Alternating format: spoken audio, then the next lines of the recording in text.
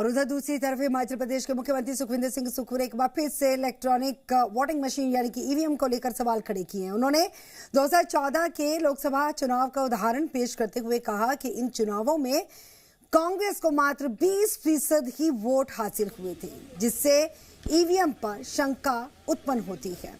इसी के साथ वेस्ट बंगाल की राजनीति पर भी टिप्पणी करते हुए बीजेपी पर वोटों के ध्रुवीकरण का इल्जाम लगाया गया। बंगाल में ममता की हार के बाद सुक्खू ने बंगाल में कांग्रेस के मजबूत होने की बात कही।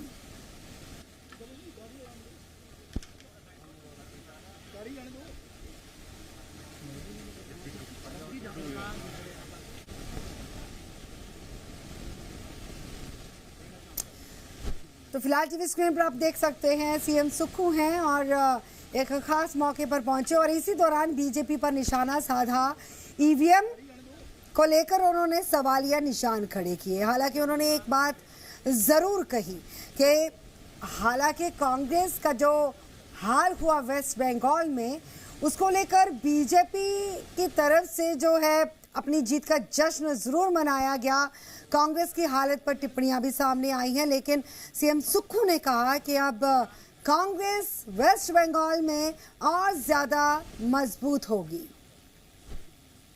वेस्ट बंगाल में हमारे 20 साल बाद पहली बार 20 साल में जगह कांग्रेस के प्रत्याशी कांग्रेस की विचारधारा को आगे ले जाने वाले खड़े, क्योंकि इससे पहले जो कांग्रेस की विचारधारा को ले जाने वाली पार्टी थी, उसकी नेता ममता बनर्जी युवा कांग्रेस में रही और पार्टी छोड़कर चली गई। उसके साथ ही टीएमसी का उदय हुआ और कांग्रेस के वोट बैंक को उन्होंने नुकसान पहुंचाया। और आज हमने अपनी पार्टी को वहाँ खड़ा किया है।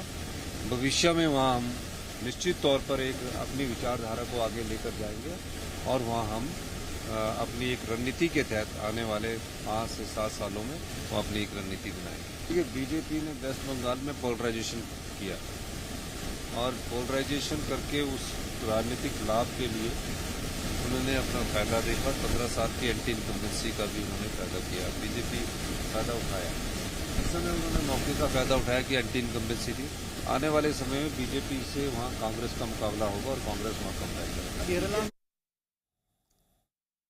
देखिए, ये चीज़ें कहीं ना कहीं तो नज़र तो हुई है, कई कई चीज़ें जगहों पे ये चीज़ें देखने को मिली है। इसके साक्षात जो है प्रमाण भी देखने को मिले हैं। आजकल तो इलेक्ट्रॉनिक सर्वेलेंस इतना ज़्यादा है, मोबाइल फोन्स है, सीसीटीवी कैमरास है, तो वो चीज़ें रिकॉर्ड भी हो जाती है। तो इसमें कोई दो राय नहीं है कि इलेक्शन कमीशन एक कॉम्प्रोमाइज्ड बॉडी है, उसमें कोई दो राय नहीं है। सबसे बड़ी बात तो ये है कि जो प्रोसीजर ही इलेक्शन कमीशन को सिलेक्ट करने का है वो न्यूट्रल नहीं है।